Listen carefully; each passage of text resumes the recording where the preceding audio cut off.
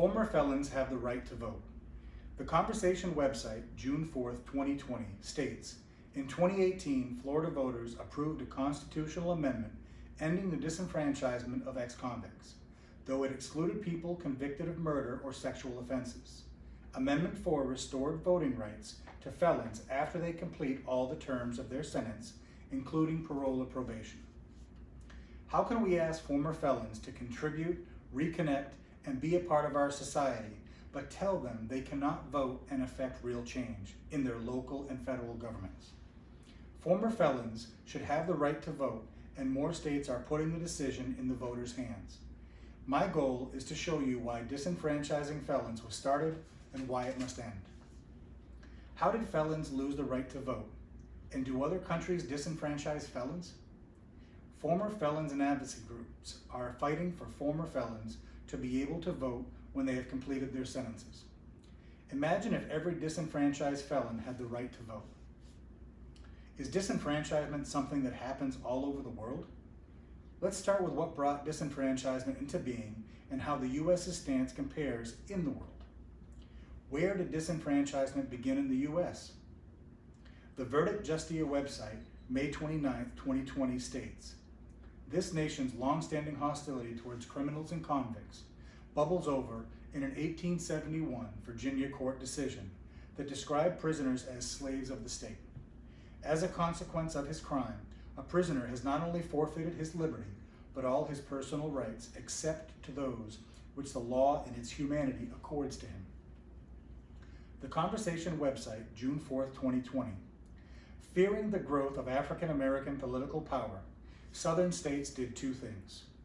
They enacted laws aimed at regulating the lives of freed slaves and black citizens, criminalizing things from vagrancy to assaulting a white woman. They also passed measures revoking voting rights for persons convicted of committing such crimes.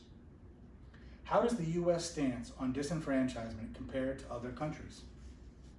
The Tampa Bay Times, June 23, 2020 states, it should startle all Americans to learn that we are the only country in the world that so ferociously disenfranchises people released from prison.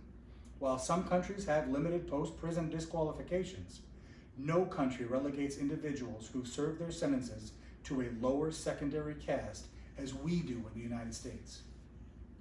The United Nations Human Rights Committee has labeled U.S. disenfranchisement policies discriminatory and a violation of international law. The New York Times, May 8, 2019 states, in democracies the world over, being incarcerated does not strip someone of citizenship and the voting rights that come with it. Instead, while people are being punished for their crimes, they are encouraged to take their duties as citizens in a democracy seriously. America must do better, and recent legislation has us heading in the right direction. Now let's talk about what some states are doing to end disenfranchisement. Florida is joining other states in ending most of the disenfranchised in the state. The New York Times, May 24, 2020 states, for decades, all Florida felons were barred from the ballot box, but in 2018, voters approved a landmark measure known as Amendment 4, automatically restoring voting rights for people who have completed their sentences for felonies other than murder or sex crimes.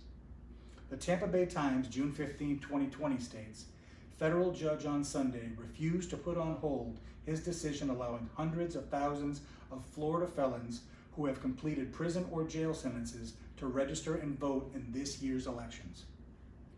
Iowa is the only state with a lifetime ban for convicted felons.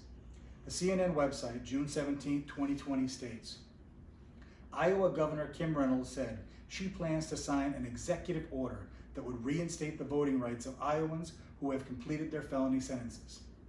Next, let's imagine a future where everyone can vote. Groups are out there challenging the system, and going by some of the recent results, it's only a matter of time until most former felons have the right to vote.